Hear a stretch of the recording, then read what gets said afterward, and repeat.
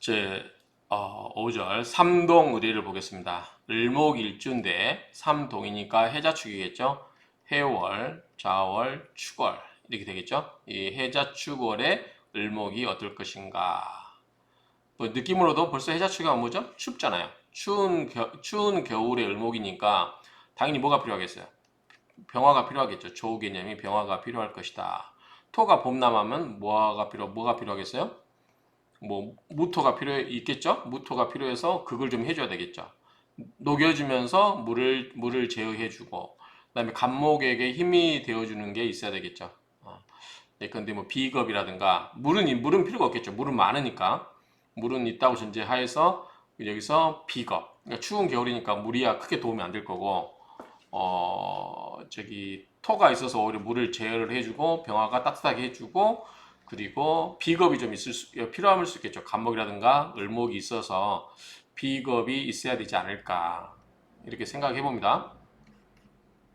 이게 자연의 이치 아닐까. 이 병무 갑을 그러니까 비겁이라든가 병화라든가 무토 이 정도가 있어야 될 것 같은데 여기서 경금은 별로 좋은 일은 아니겠죠. 뭐 금은 추운 겨울에 얼어 있는 상태에서 을목을 금이 친다.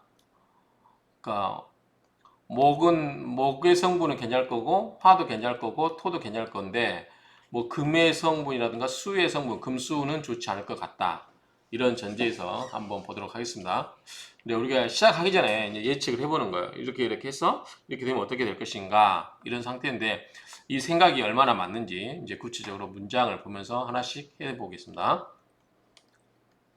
자, 10월이면은 해월이죠. 해월의 을목은 어떨 것인가? 10월 을목은 목, 불수기, 기를 받아들이지 못하고 그 말이죠. 목이 기를 받지를 못하고 그리고 이임수사령, 임수가 사령한다. 을일주와 해월이니까 해수 속에는 해무, 갑, 임 있잖아요. 임수가 본기이기 때문에 임수가 사령한다는 얘기입니다. 그러니까 결국 물이 그 사령하고 있는 거죠. 그래서 치, 병, 위용, 병화를 취하여 용신으로 삼는다. 또는 병화를 치용하여 쓴다 그 말이죠. 그 다음에 무토, 차지, 무토가 그 다음일 것이다. 이건 제가 앞에서 했던 거하고 같네요. 자, 어쨌든 추우니까 병화로 녹여줘야 되고 조우 개념이죠. 그 다음에 이제 지지가 이렇게 수가 있다 보면 물이 이제 병화가 녹여져 그러다 보면 뭐예요? 물이 범람할 수가 있지 않을까요? 그리고 또 뭐 해자축, 뭐 수국이라든가 그 다음에 신자진 수국 이런 게 생겨버리면 수국이 되면 을목이 어떻게 둥둥 떠다니겠죠. 추운 겨울에 물이 많아서 둥둥 떠다니고 그러면은 뿌리도 얼고 좋지 않겠죠. 그래서 무토가 필요할 거다고 봤고 그 다음에 을목이 약하기 때문에 약하다 할 경우는 뭐 간목이라든가 이 을목 이런 건 비겁이 와줘야 될 거다라고 생각을 하는데 현재는 병화를 조우 개념인 병화를 취하여 용신을 쓰고 무토가 그 다음이다. 무토는 아마 수를 막아주기 위해서 그럴 거예요. 자, 그 다음에 썰하고 평지를 보시면 을목 을목은 간목 간목과 더불어서 간목과 이제 이거는 뭐목과 하면 되겠죠. 을목은 간목과 부동 같지 않은데 동일하지 않죠. 왜냐하면 간목과 을목은 앞에서 다르게 봤으니까 소양춘 지후 야 후라는 것은 이제 이게 계절 저루라고 보면 될 것 같아요. 저루 또는 뭐 시절 시 이렇게 보면 되는데 자 소양춘은 뭐냐 소양춘은 봄에도 겨울인데 이게 이제 왜 소양춘이라고 했을지. 근데 소양춘은 여기서 당연히 해월이겠죠. 해월 11호를 의미한다고 보면 되겠죠. 자, 이건 우리 주역의 사상께서 뭐가 있냐면, 자, 양이 있고, 음이 있죠. 그 다음에 양에서 양이 나오고, 양에서 음이 나오고, 음에서 양이 나오고, 음에서 음이 나오죠.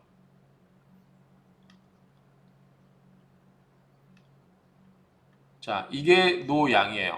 이게 노음이고, 이게 뭐냐면 양 가운데서 적은 게 생겼으니까 이게 소음이에요. 이게 뭐죠? 가운데서 양이 생겼으니까 소양이에요. 우리가 이렇게 보면 되죠. 소양. 그럼 뭐냐면 이제 전체적으로 음이라는 거죠. 가운데서 양이 생긴 거죠. 여기는 전부가 다 음인 거고, 그래서 이제 이걸 11호를 이런 의미로서 소양을 썼는지 모르겠지만 소양춘, 그러니까 10월을 해월을 가리켜서 소양춘이라 한다, 이렇게 보시면 될 것 같아요. 어쨌든 이 소양천의 절우에는 외부의 형상, 외부의 모습이 조잔, 시들조자에 찌꺼기 잔자, 뭐 그런 거 되겠죠. 그러니까 외부의 형상이 시들고 남아있다, 바짝 말라 시들어서 남아있고, 내 안쪽의 기운은 이미 움직이고 있다, 그 말이죠. 자, 이건 무슨 말이냐면 앞에서 이 음이 있잖아요. 여기 음인데 음은 뭐죠? 정적인 거죠. 정적인데 처음으로 양이 생긴 거예요. 양이 이제 태동하고 움직이는 거죠. 안에서는. 그래서 내부의 기운은 이미 움직였고, 피는 뭐냐면 그 표피 말하죠. 표피. 껍질 안에서는 청이라고 하는 것은 뭐예요? 지금 파란 거니까 봄을 의미하겠죠. 나무. 그래서 청한 게 파란색이 드러난다, 그 말이죠. 그러니까 우리 겨울이지만 안에서는 이미 이 양의 기운이 움직이기 시작하고, 봄을 대비해서, 그리고 파란 기운도 이제 발하였다, 이렇게 보면 되겠죠. 그러니까 음과 양은 항상 같이 있다고 했잖아요. 양 가운데서 항상 양만 있는 건 없고, 양이 있는 가운데 음이 있고, 음이 강한 가운데 양이 있고, 그러니까 항상 음양이 돌고 돌아서 이렇게 하는 거잖아요. 그래서 우리 태극도서를 보면 그런 게 나오잖아요. 그런 것처럼 벌써 외부적으로 이렇게 겉으로 보기에는 시들고 그러지만 안에서는 이미 또 다음 계절을 대비해서 움직이기 시작했고, 또 다음 계절을 위해서 어떤 생명, 파란 그런 게 발하였다, 그 말이죠. 그래서 점차로 생하였다. 맹얼이죠. 맹얼. 자, 우리 새싹 옴에 서자얼자죠. 원래는. 그래서 맹얼하면 그 새싹이, 그런 게 싹이 움트기 시작했다. 자라고 있다. 이것이 목기 장생지 후야라. 자, 이것이 바로 목의 기가 장생에 있는 절우라고 하는 것이다. 그래서 간목에게 있어서, 우리 12운성에 있어서 간목에게 있어서 해수가 뭐예요? 해수가 장생이잖아요. 간목에게 있어서는, 그렇죠? 그래서 이 간목에게 있어서는 해수가 장생이기 때문에 벌써 해월이면 추운 겨울철이지만 간목이 장생지가 해수가 되는 거죠. 그래서 이제 저서히 이제 다음 봄을 대비해서 기도 움직이고, 내기 이동, 그리고 피내 발청 안에서는 벌써 이 나무의 색깔을 띤 그런 것들이 움직일 수 있다. 그래서 이건 결국은 뭐냐면 목의 기가 장생에 있는 절우를 말한 것이다. 이렇게 설명할 수 있겠죠. 그래서 12운성에 우리가 간목의 장생지는 해수이다, 이렇게 보시면 되겠죠. 자, 위, 목, 지기. 갑은 목의 기운이고요. 을은 질이라고 했죠. 위, 목, 지질. 자, 갑은 나무의 기를 말하고, 을은 나무의 질을 말한다. 그래서 요 말은 많이 나와요. 기와 질. 그래서 갑목은 목의 기를 말하고, 을목은 목의 질을 말한다. 기가 이동, 이미 움직이고, 그리고 질은 미형, 아직 형성되지가 않았어요. 그러니까 기는 움직였지만 구체적으로 나무의 질이 아직은 형성되지 아니하였다. 그러니까 뭔가 기운이 동하고 그 다음에 그게 이제 나중에 형태로 나오는 거, 이것을 우리가 질로 보면 될 것 같아요. 그리고 동한 것은 기로 보면 되고, 그렇죠? 그러니까 어떤 기운이 동해서 구체적으로 형성이 되고 구체적으로 마무리되어 가는 형태, 그것을 질로 보고 어떤 움직임, 그런 기운을 말할 때는 기로 보면 되겠다. 그래서 간목은 목의 기운을 의미하는 거고, 을목은 목의 질을 의미하는 것이다. 기가 이미 움직이고 질은 아직 형성되지 않았다. 그러함으로 가라사대 을목 미수기야라. 미수기야라. 아직 을목이 기를 받지 않았다고 하는 것이다. 그러니까 결론은 해월에 있어서 간목은 이미 기를 받아서 기가 이 동이라고 했잖아요. 이미 움직이고 핀의 발청, 청함이 이미 드러난다고 했는데 을목은 아직 이게 을목은 지를 의미하다 보니까 이 기가 아직까지는 전달받아서 이게 형성이 되지 않은 거죠. 그래서 을목은 아직은 그 미수기야라 아직 기를 받지 않았다고 하는 것이다. 여기 보면 양동, 양은 움직이고 미동, 음은 움직이지 않았다. 그 기운을 이야기한다 이야기했죠. 그러나 수 비록 미수기 기운을 받지는 않았지만 을목이 반가운 것은 반가워한다. 뭘 반가웠냐면 양화, 양의 따뜻함을 받는 것을 반가워한다. 양의 따뜻함은 뭐죠? 병화죠. 그리고 이 발령, 드러낸 꽃을 피우는 것을 얻는 것을 반가워한다. 뭐가 을목이겠죠.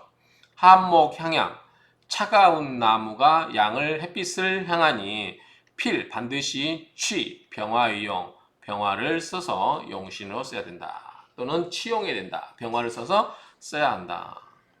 추울 때는 병화가 최고다. 그렇죠? 그 다음에 임수병령. 자, 임수병령이라는 것은 을목이 해월이기 때문에 이 해수에 뭐가 임수가 있죠?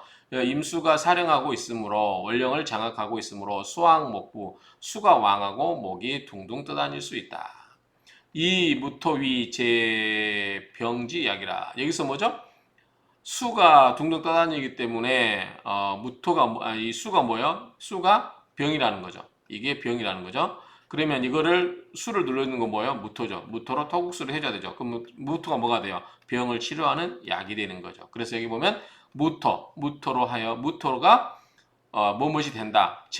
병을 제압하여, 즉 병이라고 하는 것은 수를 극제하여 약이 된다 그 말이죠. 그러므로 이 무토를 그 다음으로 삼는다. 임수는 곧 무엇이다? 당령지신이다. 당령지신이라고 하는 것은 해월의 주된 신이라는 거죠. 비록 불투이 왕냐라. 비록 투출되지 않았다 하더라도 뭐다? 왕한 것이다. 라고 이렇게 본다는 거죠. 뭐 크게 생각해 보면은 뭐 크게 어려운 내용은 없습니다.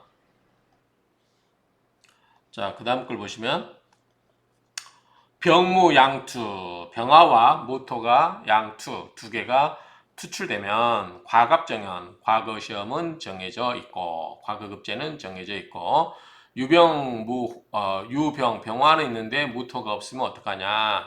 그래도 나쁘지 않죠. 병화가 첫 번째니까 무토가 두 번째니까 그래도 첫 번째 게 있으면 낫겠죠. 그래서 수불과갑, 과거시험은 급제를 못해도 역입, 유님 또한 유림에는 들어갈 수 있다. 지다 병화, 지지에 병화가 많으면 뭐 지장간에 병화가 있는 경우 말하겠죠. 그런 경우는 운입, 화향, 운이 그리고 화향은 뭐예요? 화의 방향으로 간다는 거죠. 지지가 대운에서 그럴 경우 역주 현달 또한 그 명주 사주의 주인은 현달할 수 있다. 현달한다 그 말이죠.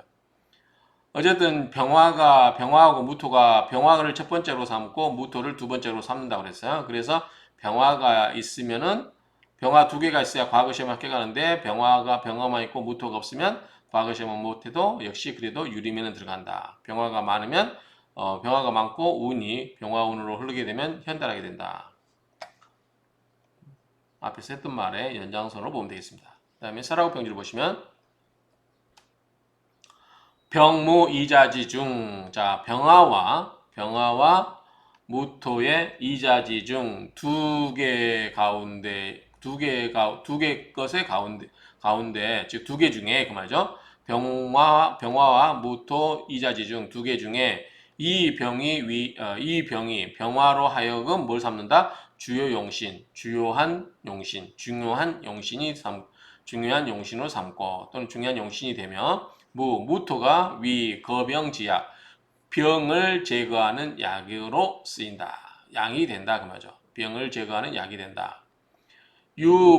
병화가 있고 그리고 임수가 투출되지 않으면 무토가 없더라도 필귀 현야라. 반드시 뭐다? 귀함이 드러난다. 그 말이죠. 귀함이 드러난다. 역필귀 현야라. 근데 아까 이제 그 무토가 병화는 있는데 무토가 없으면 어떻게 된다고 그랬죠? 이거는 그냥 과거 시험 학교 모델도 유리면에 들어간다고 했잖아요. 그러니까 어쨌든 그래도 기현형에 들어간다. 병화가 있으면 된다 그 말이죠. 근데 이제 중요한 거는 무토가 없어도 된다고 했을 때 여기서 귀하게 들어간다는 얘기는 이게 힌트 같아요. 임수가 불투. 자, 임수가 불투되지 않았다는 것은 천간에 수가 드러나지 않았다는 거기 때문에 그렇기 때문에 충분히 병화 하나만 있어도 괜찮고 만약에 천간에 수가 드러나 있으면 그때는 무토가 있어서 이 수를 극제를 해 주어야만 좋다 이런 의미로 이해할 수도 있겠죠. 그래서 이런 경우는 이제 케이스 바이 케이스로 만약에 천간에 이 수가 임수가 드러나면 무토가 있어서 제압해 주는 게 좋고 병화는 물론 당연히 있어야 되는 거고 만약 임수가 드러나지 않으면 무토가 수를 제압할 이유가 없기 때문에 이런 경우는 드러나지 않으면 병화만 있어도 그다지 나쁘지 않다. 이 정도의 의미로 파악하시면 될 것 같습니다. 자, 이상으로 마치겠습니다.